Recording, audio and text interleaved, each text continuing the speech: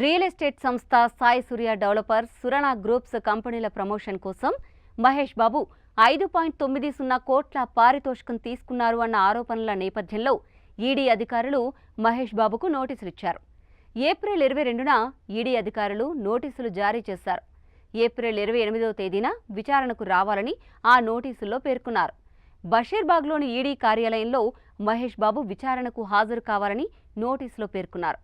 అయితే shooting schedule కారణంగా తాను విచారణకు రాలేకపోతున్నట్టు మహేష్ బాబు లేఖ రాశారు.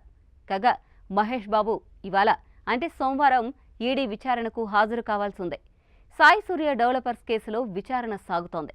గతంలో షూటింగ్ కారణంగా రాలేకపోతున్నాను అంటూ మెయిల్ ద్వారా ఈడీ అధికారులకు సమాచారం పంపారు మహేష్ బాబు.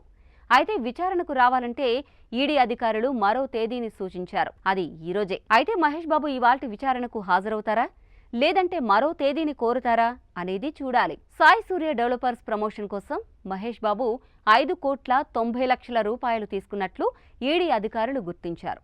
అందులో 3 కోట్ల నగదు, 2.5 కోట్ల ఆర్టీజీఎస్ ద్వారా తీసుకున్నట్లు తేల్చారు. ఈ కేసులో విచారణకు రావాల్సిందిగా మహేష్ బాబుకు నోటీసులిచ్చారు. మరి ఏం జరుగుతుందో చూడాలి.